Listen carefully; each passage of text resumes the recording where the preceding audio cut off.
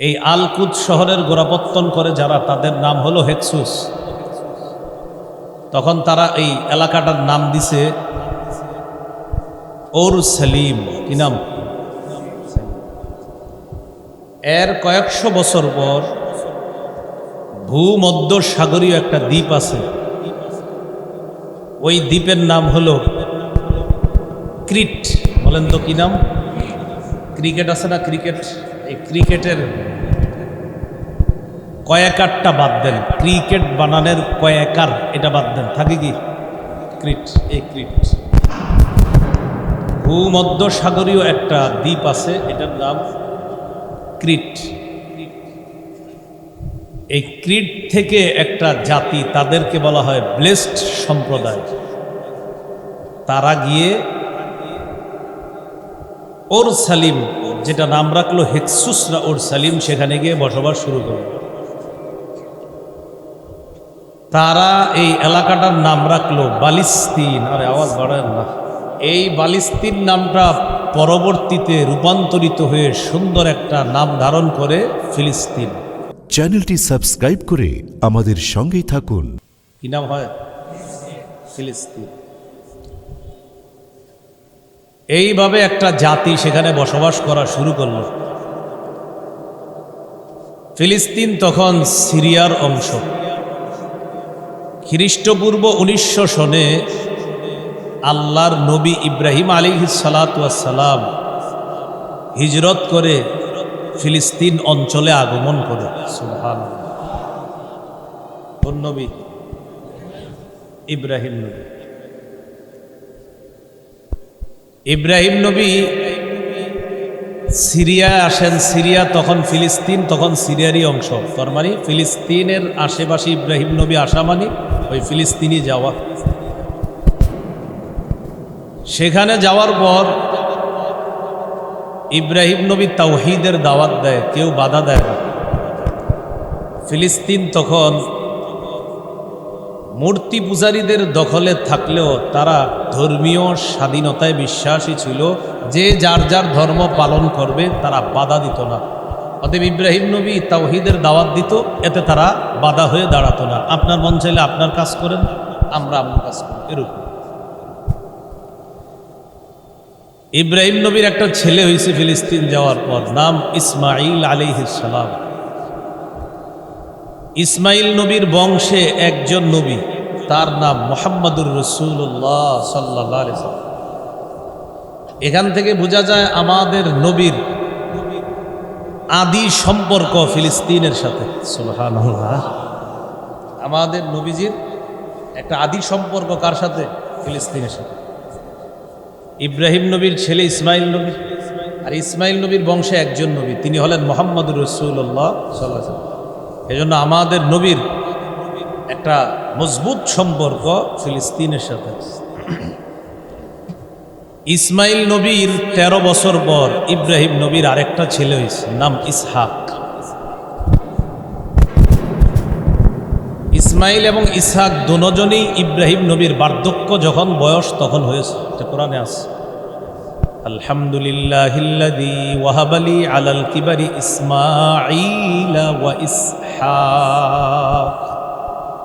সমস্ত প্রশংসা আল্লাহর, যিনি আমাকে বার্ধক্য থাকা সত্ত্বেও দুজন সন্তান দান করেছেন, একজন ইসমাইল আর একজন ইসহাক।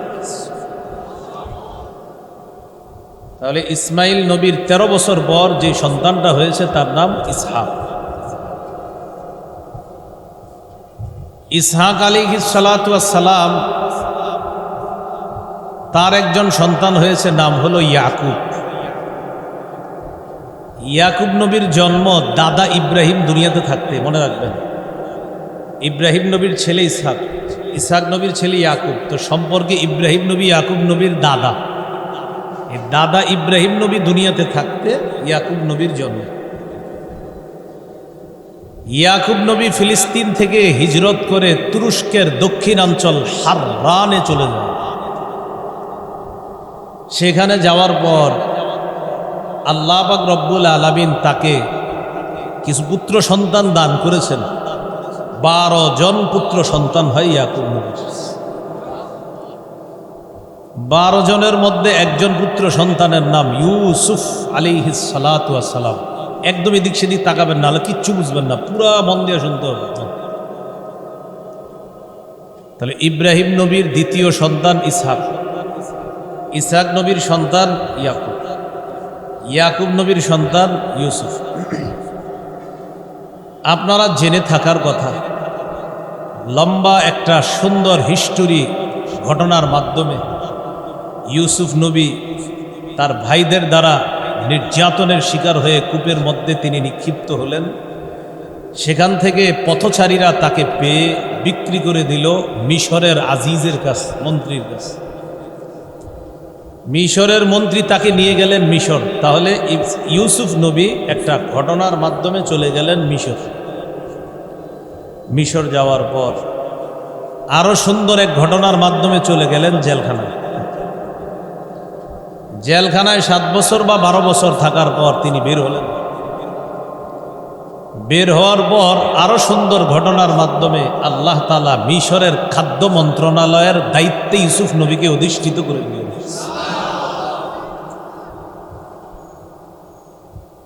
আশেপাশের এলাকাগুলোতেও দুর্ভিক্ষ দেখা দিয়েছে। সেই সূত্রে ইউসুফ নবীর অন্যান্য ভাই যারা, তারা খাদ্য সংগ্রহ করার জন্য মিশরে আসে। এখানেও লম্বা একটা ঘটনার মাধ্যমে ভাইদের সাথে ইউসুফ নবীর পরিচয় হয়। ইউসুফ নবী পরবর্তীতে তার বাবা ইয়াকুব নবীকে মিশরে নিয়ে আসেন। তাহলে ইয়াকুব নবী কোথায় চলে আসলো? মিশর। ইউসুফ নবী আর তার ভাইয়েরা মিশরে ছিলেন প্রায় 150 বছর। কয় বছর? 150। 150 বছর থাকার পর ইউসুফ নবী বিদায় নিলেন। এখানে একটা বিষয় মনে রাখা, আমার সাথে সবাই বলেন, ইয়াকুব নবীর বলেন আরেকটি নাম ইসরাঈল। বলেন ইসরাঈলের সন্তান, এটার আরবি বনি ইসরাঈল তথা ইসরাঈলের সন্তান, অর্থাৎ ইয়াকুব নবীর সন্তান। তাহলে বনি ইসরাঈল কারা? ইয়াকুব নবীর সন্তান, মানে বনি ইসরাঈল, ইসরাঈলের সন্তান। আর ইসরাঈল জানি কোন নবীর নাম? ইয়াকুব নবীর নাম। তাহলে ইয়াকুব নবীর সন্তানদেরকে বলা হয় বনি ইসরাঈল। আমরা হিস্ট্রিতে ঢুকে গেলাম, খুব মন দেন। 150 বছর ইউসুফ নবী এবং তার ভাইয়েরা মিশর থাকার পর এরপরে ইউসুফ নবী বিদায় নিলেন। বনি ইসরাঈল যারা, আচ্ছা বনি ইসরাঈল জানি কারা, কোন নবীর সন্তান? বনি ইসরাঈলের সন্তান মানে ইয়াকুব নবীর সন্তান। আরো যদি মনে রাখতে চান আরেকটা সুন্দর কথা, সেটা হলো ইসরাঈলের একটা সুন্দর অনুবাদ আছে। ইসরা অর্থ বান্দা, ইল অর্থ আল্লাহ। ইসরাঈল মানে আল্লাহর বান্দা। সুবহানাল্লাহ। আচ্ছা ভাই, অত কিছু মনে রাখতে গিয়ে আবার আসল ঘটনা হারাই ফেললেন। তো বনি ইসরাঈল মানে ইসরাঈলের সন্তান, খালি এতটুকু মনে রাখেন। ইউসুফ নবী বিদায় নেওয়ার পর বনি ইসরাঈল যারা, তাদের মাঝে কিছু আক্রমণ শুরু হলো। মূর্তি পূজারী যারা, তাদের পক্ষ থেকে বনি ইসরাঈলের উপর হামলা চালানো শুরু হলো। হামলা চলল লাগাতার 300 বছর। কয় বছর? 300। এই 300 বছর তারা হামলার শিকার হয়ে এক পর্যায়ে তাদের মাঝে লুটতরাজ, ডাকাতি, হিংসা, বিদ্বেষ, অহংকার, এই স্বভাবগুলা বনি ইসরাঈলের মাঝেও চলে আসে। তারাও আস্তে আস্তে আল্লাহর একত্ববাদের পরিবর্তে তারা পৌত্তলিকতায় ধাবিত হতে লাগলো। তাদের মধ্যেও আল্লাহ ছাড়া অন্য যত অপরাধ আছে সব তাদের মাঝেও শুরু হয়ে গেল। কাদের মাঝে? বনি ইসরাঈল। বনি ইসরাঈল মানে বর্তমানে যে রূপটা আমরা ইহুদিদের দেখি, এই রূপটা তাদের মাঝে চলে আসছে। এইভাবে চলতে চলতে খ্রিস্টপূর্ব 1250-এ আল্লাহ তাআলা বনি ইসরাঈলের মাঝে মহামর্যাদাপূর্ণ একজন নবীকে পাঠাইলেন। তার নাম মূসা আলাইহিস সালাতু ওয়াস সালাম। মূসা নবীকে আল্লাহ শত্রুর ঘরে লালন পালন করলেন। শত্রুর নাম হলো ফেরাউন। মুসা নবী একটা ঘটনা ঘটাইলেন, একজনকে ঘুষি মারছে, মরে গেছে। তিনি মিশর থেকে চলে গেলেন মাদিয়ানে। সেখানে গিয়ে একটা ঘটনা ঘটছে। ঘটনার পরে শুআইব নবীর সাথে তার দেখা। পরবর্তীতে শুআইব নবীর কন্যাকে বিয়ে করেছেন। 8 বছর বা 10 বছর তিনি থাকলেন শুআইব নবীর কাছে। 10 বছর পর গর্ভবতী স্ত্রীকে নিয়ে তিনি আবার মিশর রওনা করলেন। পথিমধ্যে আল্লাহ তাআলা অসাধারণ একটি ঘটনা ঘটিয়ে মুসা নবীকে আল্লাহ নবুয়ত দান করলেন। নবী হয়ে চলে আসলেন মিশর। ফেরাউনকে দাওয়াত দিতে যাওয়ার আগে আল্লাহকে বললেন, আল্লাহ আখাফু আইয়াকতুলুন, আমার ভয় হয় ফেরাউন তার বাহিনী আমাকে হত্যা করবে, কারণ আমিও তো একজনকে ঘুষি মেরে এখান থেকে গেছিলাম। সাথে সাথে বললেন, আল্লাহ আমার মুখে জবানে একটু জড়তা আছে। আমার ভাই হারুন হুয়া আফসাহু মিন্নি লিসানা, তার মুখের ভাষা বড় চমৎকার, আমার চেয়ে সুন্দর কথা বলতে পারে। হারুনকে আমার সহযোগী বানায়া দেন। আল্লাহ হারুনকেও নবুয়ত দান করলেন। 2 ভাইকে বললেন, ইযহাবা ইলা ফিরআউন, দুইজনে ফেরাউনের কাছে যান। ফাকুলা লাহু কাওলাল লাইয়িনা, নরম ভাষায় দাওয়াত দেন। ফেরাউনকে দাওয়াত দিল। ফেরাউন গ্রহণ করল না। ফেরাউনের সামনে মুজিজা দেখানোর পর ফেরাউন কয়, এগুলা তো জাদু। জাদুর ঘটনাকে কেন্দ্র করে এরকম বিশাল মাঠের মধ্যে একটা জাদুর প্রতিযোগিতা হলো। মুসা নবীরটা তো জাদু না, এটা মুজিজা। 36,000 জাদুকর, কেউ লেখছে 12,000, কেউ লেখছে 36,000 জাদুকরের হাতে, এক হাতে লাঠি আর এক হাতে রশি। লাঠি আর রশি তারা বানাবে সাপ। 36 দুগুণে হয় 72,000। এই 72,000 সাপ মাঠের মধ্যে দৌড়াদৌড়ি করতেছে। মুসা নবীর ভিতরে একটু ভয় ভয় কাজ করতেছিল। আল্লাহ বললেন, লা তাখাফ, আপনি ভয় পাবেন না, ইন্নাকা আনতাল আ'লা, আপনি বিজয় হবেন। আলকিফ আলকিব মা ফি ইয়াদিক, আপনার হাতে যেটা আছে এটা ছাড়েন, আপনি আপনার লাঠিটা আপনি ছাড়েন। তালকাফ মা সনাউ, ছাড়ার সাথে সাথে দেখেন বিশাল বড় এক সাপ মুসা নবীর ওই লাঠি হয়ে হা কইরা আছে। আসো সবাই আসো, যেগুলা মাঠে দৌড়াইতেছো আসো। সব আইসা ঢুকছে। তালকফ, বাস সব পেটে ঢুকে বলছে। এখন সবগুলা সাপ কোথায়? এক সাপের পেটে। আল্লাহ বললেন, আবার ওটাতে হাত দেন। হাত দিছে, আবার লাঠি হয়ে গেছে। 1000 জাদুকর সাথে সাথে সেজদায় লুটিয়ে পড়ে ইমান হয়েছে। ফেরাউনের লস হয়ে গেল।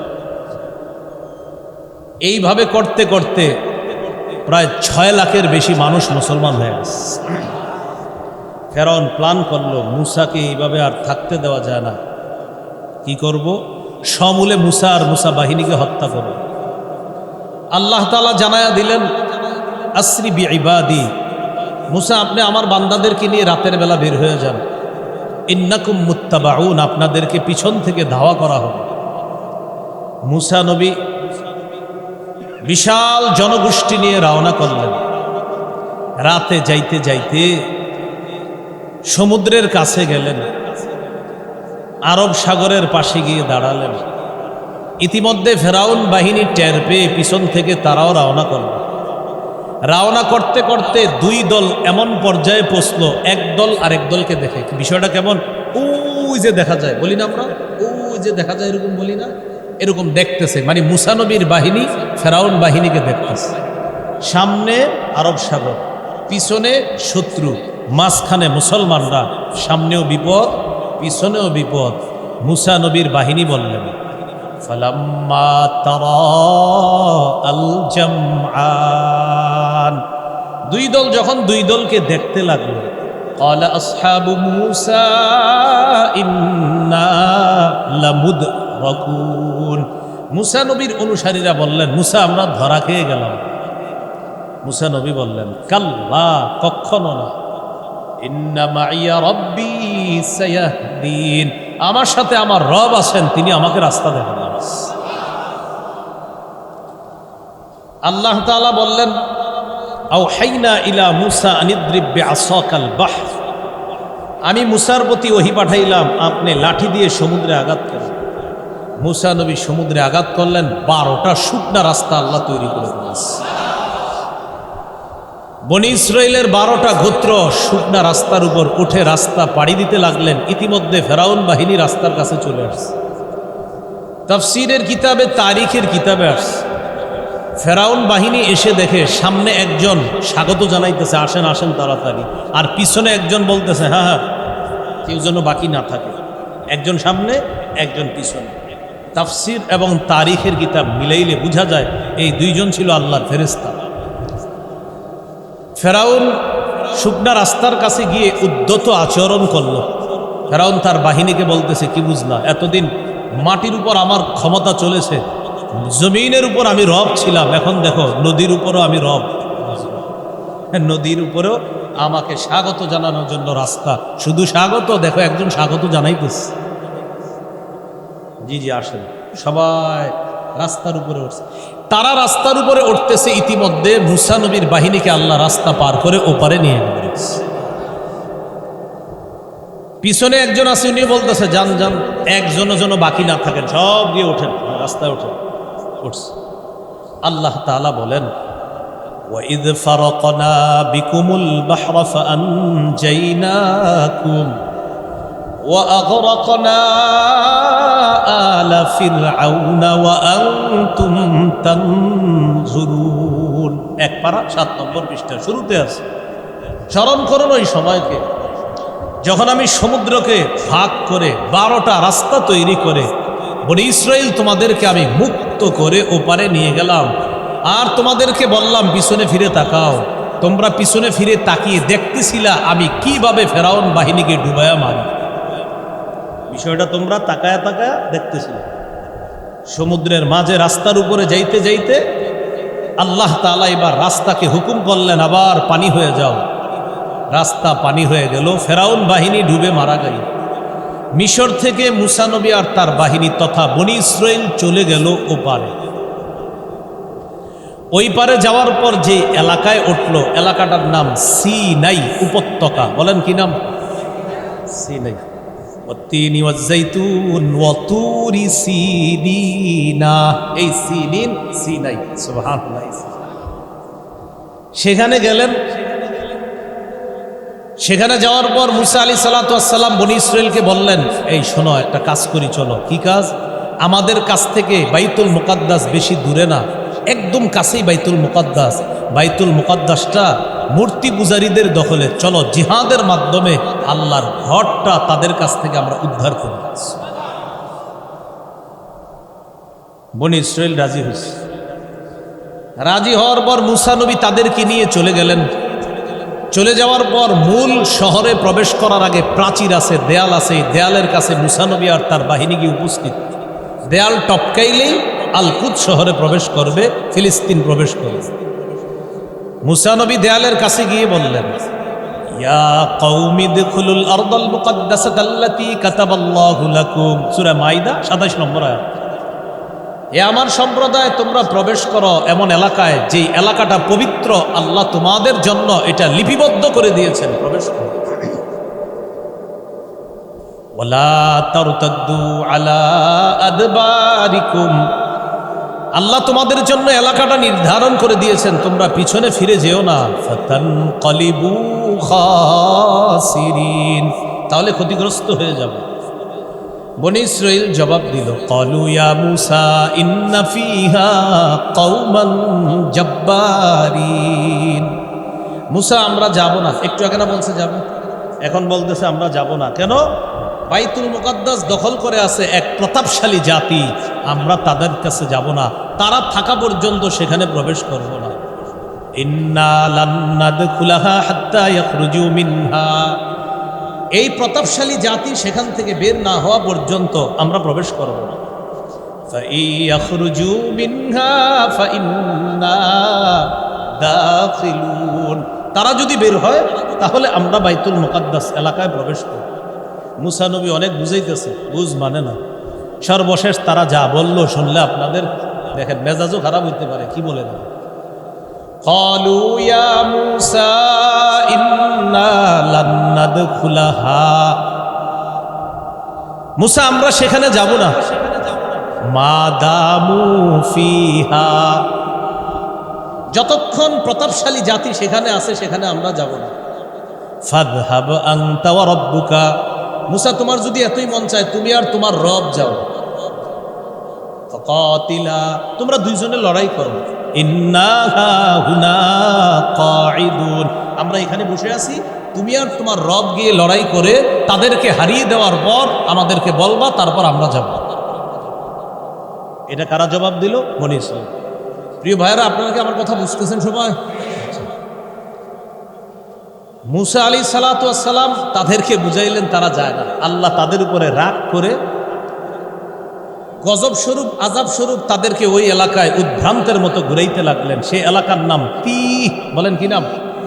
তয় দীর্ঘিকার হ, তিহ, তয় দীর্ঘিকার হ, কি নাম? তিহ। এই তিহ নামক এলাকায় তাদেরকে ঘুরাইতে লাগলেন। এরা ঘুরতে ঘুরতে বাইরে যাইতে চায়, গিয়ে দেখে আবার ওখানে আছে। মনে করেন এই মাঠে আপনারা বারবার বের হইতে চান, বাইরে হয়ে গিয়ে দেখেন মাঠেই আছে, মানে ঘুরতে ঘুরতে যাইতেছেন, বাস আলহামদুলিল্লাহ মাঠের বাইরে এসে পড়ছি, পরে একটু পরে তাকায় দেখেন না আমি তো আগের যাব। আল্লাহ এদেরকে এইভাবে ঘুরাইতে লাগলো।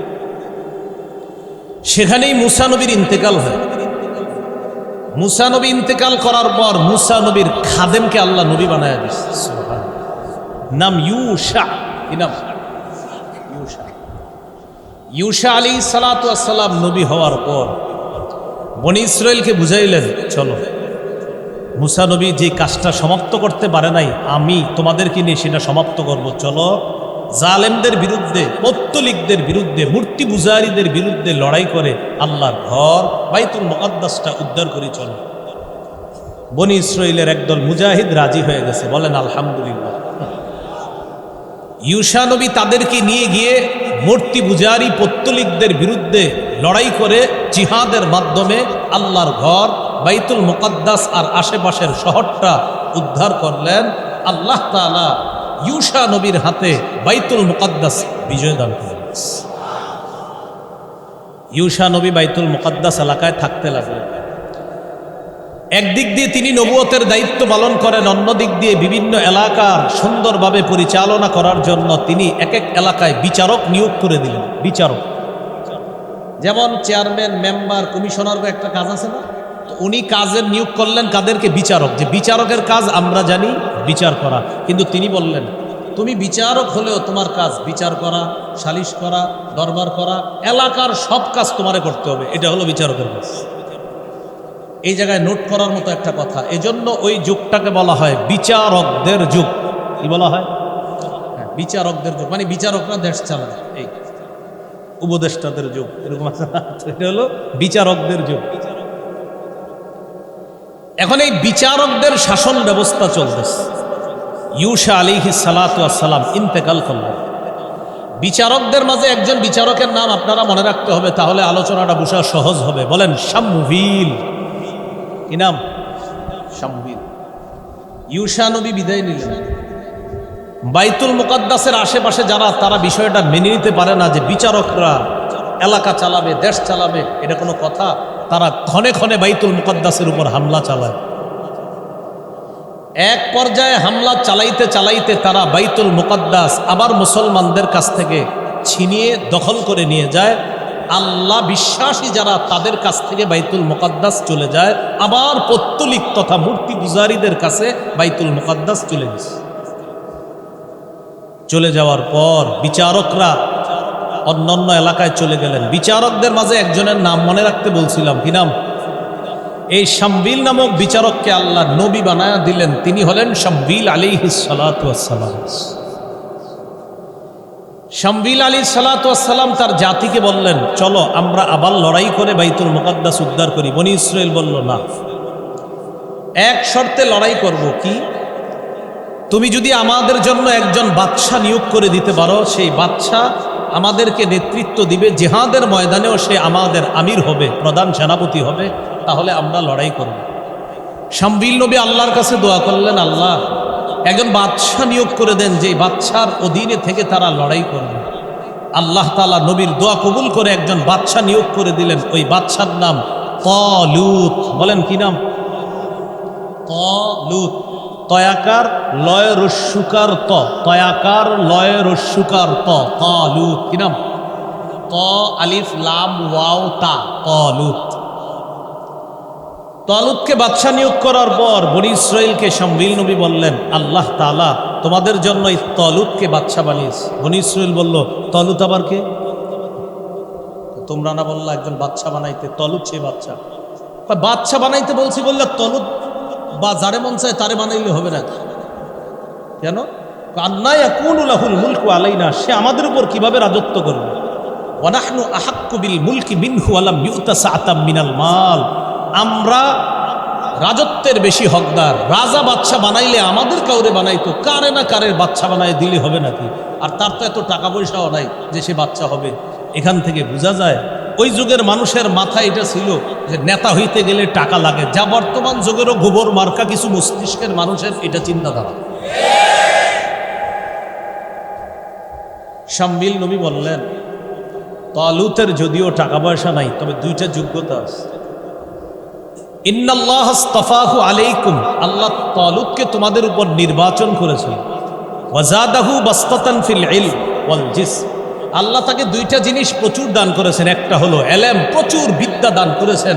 বোঝা যায় নেতৃত্বের বড় একটা যোগ্যতার নাম হলো বিদ্যা থাকা। আর কোরআন হাদিসের বিদ্যা মুসলমানদের মধ্যে থাকলে ওই মুসলমান নেতা যার সিনায় কোরআন হাদিস থাকবে, সে অন্তত রডের পরিবর্তে বাঁশ দিবে না। রডের জায়গায় কি দিবে? রডই দিবে। কি দিবে না? এটা এমনি বললাম আর। এক নাম্বার, তাকে আল্লাহ প্রচুর বিদ্যা দান করছে। দুই নাম্বার, ওয়াল জিসমি, তার দৈহিক শক্তিও প্রচুর। জিহাদের ময়দানে কি দরকার? শক্তি। তার শক্তি আছে, অতএব তোমরা তাকে মেনে নাও। তখন তারা বলতেছে, আচ্ছা ঠিক আছে বুঝলাম, সে যে আমাদের বাদশা, কোনো প্রমাণ আছে না? হ্যাঁ। কি প্রমাণ? একটু আমার সাথে আগে বলেন। বলেন তাবুত। বাদশার নাম তালুত। আর এখন নতুন একটা শব্দ শিখাইতেছি, তাবুত। বলেন তো কি? লয় রস্যুকারের জায়গায় বয় রস্যুকার দেন। বাদশার নাম তালুত, আর একটা বাক্স, এটার নাম তাবুত। তাহলে বাদশার নাম তালুত আর বাক্সের নাম তাবুত। বনি ইসরাইলের একটা বাক্স ছিল, ওই বাক্সটার নাম হলো তাবুত। এই বাক্সের ভিতরে আল্লাহ প্রদত্ত অনেক নিয়ামত ছিল। মুসা আর হারুন নবীর স্মৃতি বিজড়িত অনেক কিছু ছিল এই বাক্সের মধ্যে। বনি ইসরাইল জিহাদের ময়দানে এই বাক্সটা সামনে রাখলে এটার কারণে তারা অনেক বরকত লাভ করতে বলে তাদের একটা বিশ্বাস ছিল। মনে আসেনি বিচারকদের যুগের সময় বাইতুল মুকাদ্দাস হামলা চালায়া বিচারকদের কাছ থেকে মূর্তি পূজারীরা বাইতুল মুকাদ্দাস যখন ছিনিয়ে নেয়, তখন বনি ইসরাইলের ওই বরকতি বাক্সটাও ছিনিয়ে নিয়েছে একটা সম্প্রদায়, তাদের নাম আসদুদি সম্প্রদায়। যাই হোক, একটা সম্প্রদায় আছে। হ্যাঁ, এই যে বাক্সটা ছিনিয়ে নিছে এটার নাম কি? তাবুত। এখন তালুত যে বাদশা, শামবিল নবীকে বললেন, তালুত যে আমাদের বাদশা, এটার প্রমাণ কি? তখন শামবিল নবী বললেন, তোমাদের হারিয়ে যাওয়া বাক্সটা আল্লাহ তাআলা ফেরেশতাদের মাধ্যমে আবার তোমাদের কাছে ফিরিয়ে দিবে। এটা আল্লাহ কোরআনে বলছে, 2 পারা 20 নম্বর পৃষ্ঠা শুরুতে আছে, ইন্না আয়াতা মুলকিহি আইয়াতিয়াকুমুত তাবুত। তালুত যে আল্লাহর বাদশা, এটার প্রমাণ হলো তোমাদের কাছে তোমাদের হারিয়ে যাওয়া বাক্স তথা তাবুতটা ফিরে আসবে। মানবা তো? সবাই বলে মানবো। একটা পরীক্ষা হয়ে যায়। কি পরীক্ষা? যাওয়ার সময় একটা নদী পড়বে, এই নদীর পানি কেউ পান করবা না। যারা পান করবা তারা মুজাহিদ বাহিনী থেকে ছিটকে পড়বা। এই কথা বলার পর সবাই রওনা করলো। রওনা করার সময়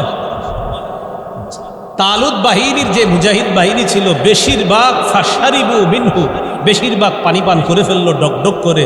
ইল্লা কালিলা মিনহুম, কিছু মানুষ পানি পান করে নাই। তাহলে বিশাল বড় বাহিনী থেকে বিশাল অংশ ছিটকে গেল, সামান্য একটা মুজাহিদের বাহিনী টিকে গেল। এখন বোঝা গেল, প্রথমে ছিল বড় বাহিনী, এখন ছোট্ট একটা বাহিনী নিয়ে বাদশা তালুত জালেম জালুতের বিরুদ্ধে লড়াই করবে। যে বাহিনীটা নিয়ে, বাহিনীটা একদম ছোট্ট।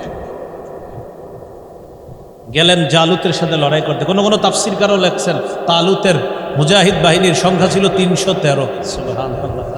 কত? বদরে কত?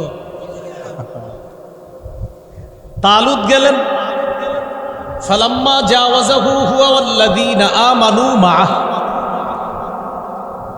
তালুত এবং তার সাথে ঈমানদাররা যখন নদী পাড়ি দিয়ে ওপারে গেলেন, যাওয়ার পর কিছু কিছু মুজাহিদ বলতে লাগলো, লা তাকাতা লানাল ইয়াউমা বিজালুত ওয়া জুনুদি, আজকে জালুত বাহিনীর সাথে পারার মতো শক্তি আমাদের নাই। ছোট্ট একটা দল, জালুত ভয়ঙ্কর এক বাদশা, ভয়ঙ্কর এক পালোয়ানের নাম, আর তার সাথে যারা তারাও সশস্ত্র, এদের সাথে আমরা ছোট্ট বাহিনী পারবো না।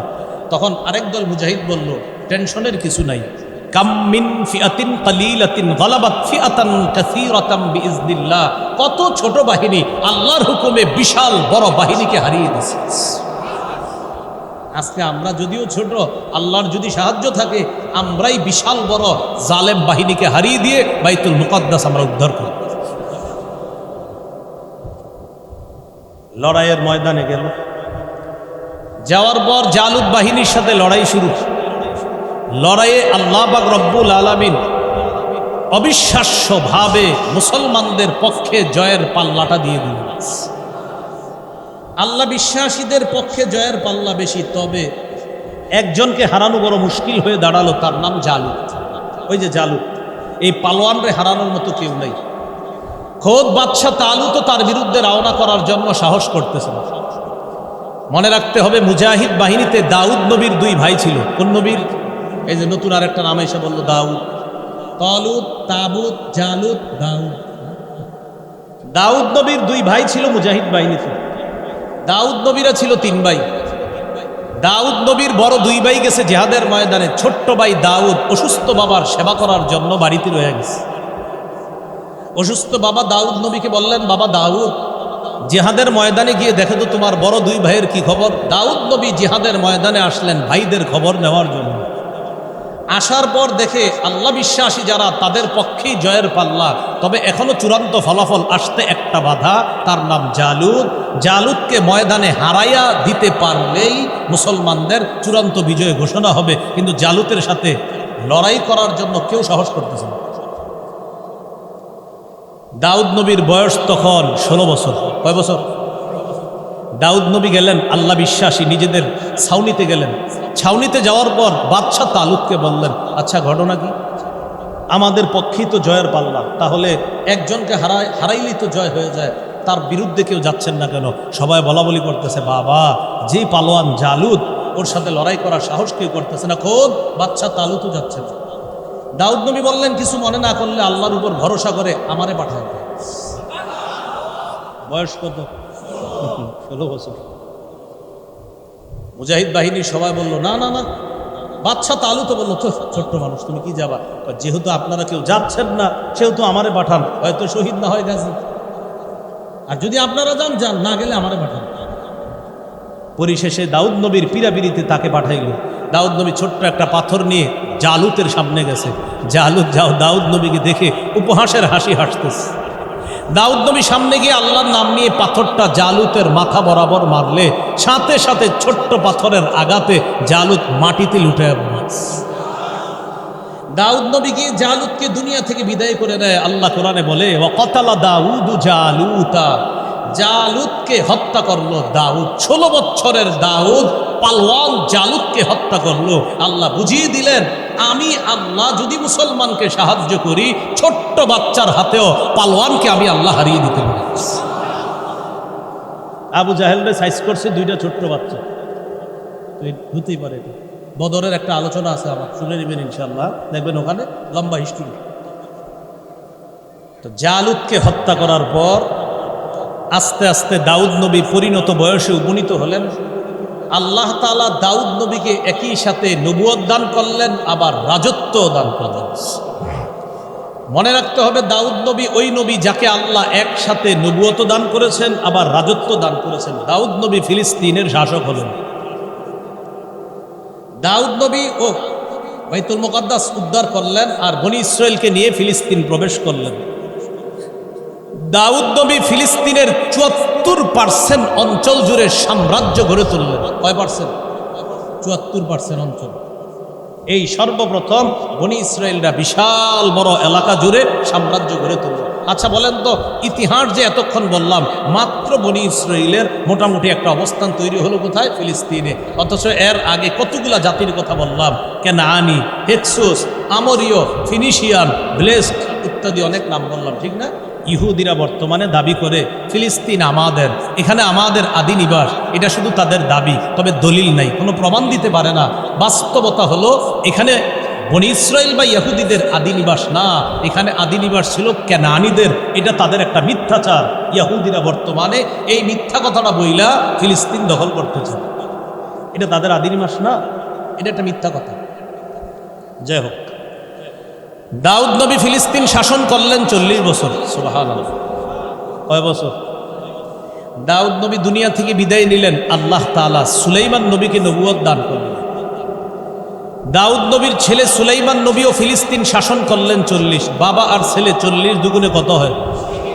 পারলে একটু মনে রাখবেন, বলেন আমার সাথে। বনি ইসরাইলের ফিলিস্তিনে ইমানি শাসন 80 বছর। এই 80 বছর ফিলিস্তিনে বনি ইসরাইলের ইমানি শাসন।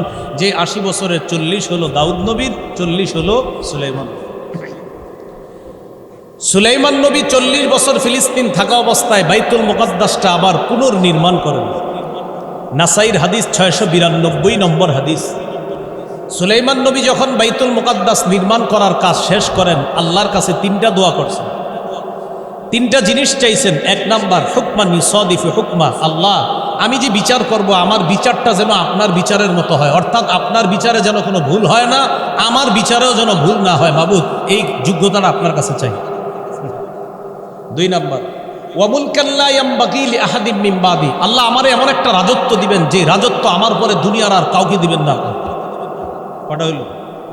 3 নাম্বার, সুলাইমান নবী বললেন, আল্লাহ আমি যে এই ঘরটা পুনর্নির্মাণ করলাম, আল্লাহ ইয়াতিয়া হাদাল মসজিদ আহাদুল্লাহ ইউরিদু ফিহি ইল্লাস সালাহ, এই মসজিদে কোনো মুসলমান যদি নামাজ পড়ার নিয়তে আসে, আল্লাহ খরজা মিন যুনুবিহি কায়াউমিন ওয়ালাদাতহু উম্মুহু, সে নামাজ পড়ার পর যেন মা জন্ম দিলে যেমন নিষ্পাপ হয়ে যায়, ওই ব্যক্তিও যেন এমন নিষ্পাপ হয়ে যায়।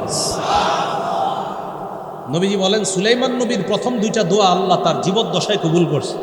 সুলাইমান নবী বিচার করলে কোনো ভুল হইতো না, আর সুলাইমান নবীর মতো রাজত্ব তারপরে আর আল্লাহ কাউকে দেন না। বাতাসের কথা বুঝতেন, পিঁপড়ার কথা বুঝতেন, জিনের কথা সব কিছু বুঝতেন। সূরা নামলে লম্বা আলোচনা। সুলাইমান আলাইহিসসালাতু ওয়াসসালাম 40, দাউদ নবী 40, কত হলো? আমি আপনাদেরকে একটা ঘটনা শিখাইছি। বনি ইসরাইলের ইমানি শাসন কয় বছর ফিলিস্তিনে? 40 কার? দাউদ নবী। 40 কার?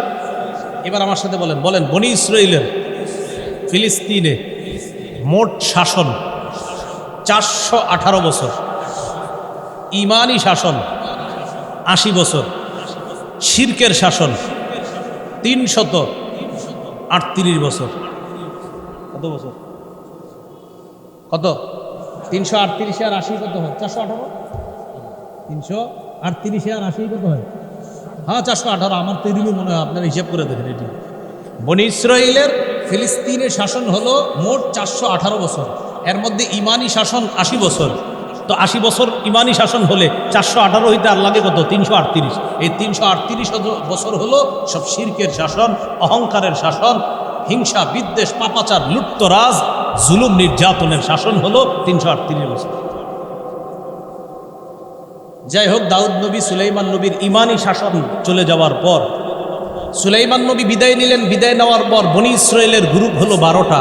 এই 12 গ্রুপের মধ্যে 10 গ্রুপ হয়ে একটা দল হলো, আর 2 গ্রুপ হয়ে একটা দল হলো। খুব বুঝবেন, এলাকায় উত্তর দক্ষিণ এলাকায়, উত্তর কোনটা? এটা উত্তর। দেখেন, হ্যাঁ উত্তর আর দক্ষিণ, খালি একটু মনে রাখেন।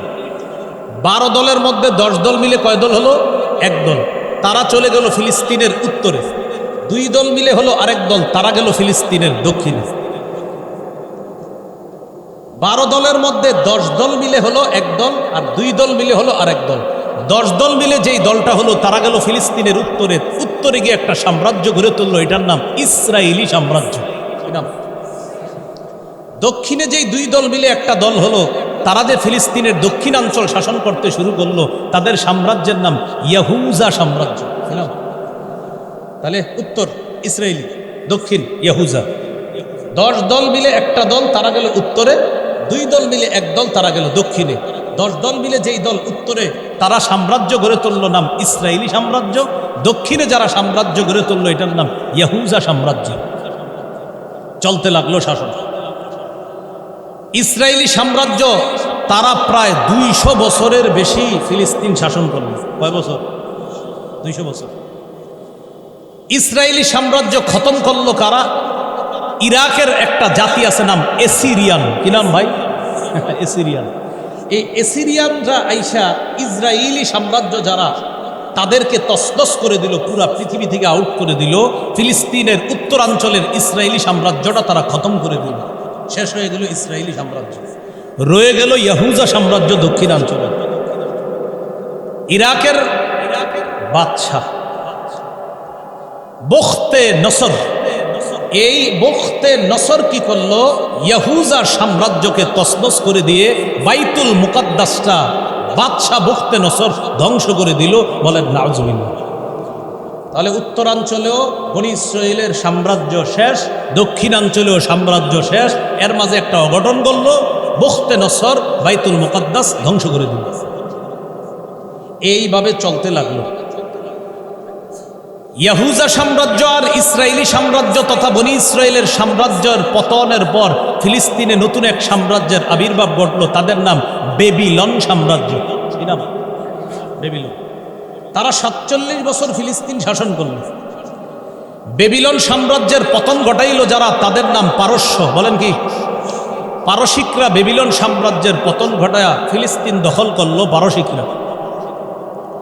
পারসিকরা ফিলিস্তিন দখল করার পর লম্বা সময় তারা ফিলিস্তিন শাসন করল।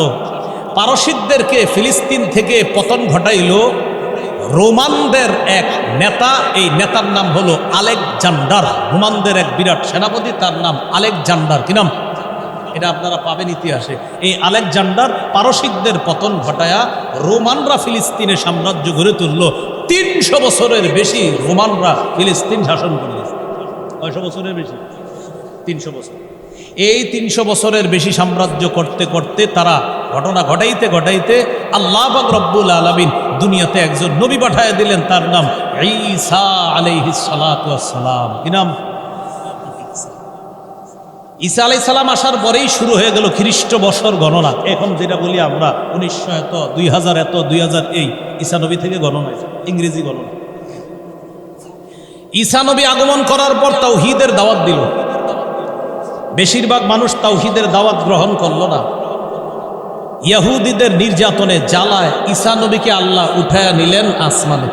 এখন ঈসা নবী 2 নম্বর আসমানে জীবিত অবস্থায় আছে। কিয়ামতের আগে ঈসা নবী আসবে, এটা কিয়ামতের বড় আলামতের একটা।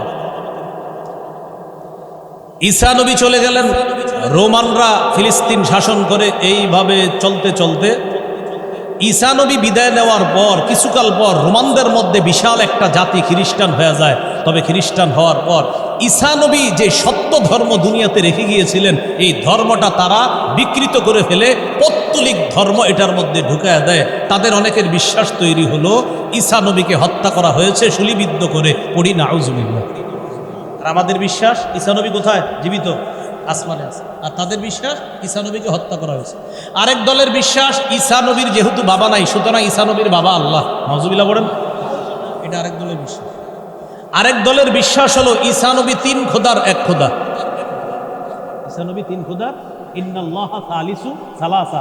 আল্লাহ 3 খোদার এক খোদা, মারিয়াম 3 খোদার আরেক খোদা, ঈসা নবী 3 খোদার আরেক খোদা। নাউজুবিল্লাহ। মানে আল্লাহ একজন, মারিয়াম একজন, ঈসা নবী একজন। এরকম এক একজনের ভয়ঙ্কর বিশ্বাস। এগুলা মাথায় না। ঈসা নবী চলে গেলেন আসমানে। এইভাবে চলতে চলতে 570 বছর পর্যন্ত চলল। 570-এ আল্লাহ পাক রব্বুল আলামিন পৃথিবীর সবচাইতে শ্রেষ্ঠ মহামানব, আল্লাহর পরে যিনি এই জগৎ ওই জগৎ যত জগৎ হয় সব জগতে শ্রেষ্ঠ, এমন একজন ব্যক্তিকে পাঠাইলেন, আমাদের প্রাণের নবী, দয়াল নবী মুহাম্মদুর রাসূলুল্লাহ সাল্লাল্লাহু আলাইহি ওয়াসাল্লাম। আমাদের নবী আসলেন 609 খ্রিস্টাব্দে। আল্লাহ নবীজির নবুয়ত প্রকাশ ঘটাইলেন। নবীজি সাল্লাল্লাহু আলাইহি সাল্লাম মক্কায় 13 বছর নির্যাতনের শিকার হলেন। সাহাবায়ে কেরাম নির্যাতিত হলেন। চলে গেলেন হিজরত করে মদিনায়। নবী মদিনায় যাওয়ার পর বললেন, সাদাকুনু হিজরাতুন বাদা হিজরা। শোনো, এই যে আমরা মদিনায় হিজরত করলাম, এরপরে আরেকটা হিজরত হবে। সাহাবীরা বললেন, হুজুর সেটা আবার কোন হিজরত? নবী বললেন, ওই হিজরতটা হলো আমার উম্মত হিজরত করে, ইব্রাহিম নবী হিজরত করে যেখানে গিয়েছেন আমার উম্মত সেখানে যাবে, তথা ফিলিস্তিনের আশেপাশের অঞ্চলে আমার উম্মত হিজরত করে যাবে, তখন তারাই হবে পৃথিবীর সবচাইতে শ্রেষ্ঠ। তারা হবে পৃথিবীর সবচেয়ে শ্রেষ্ঠ যারা হিজরত করে সে সিরিয়া যাবে, ফিলিস্তিনের আশেপাশে। তৈয়ার হন, প্রস্তুত হন। রাসূলুল্লাহ সাল্লাল্লাহু আলাইহি সাল্লাম ফিলিস্তিন নিয়ে খুব ভাবতেন।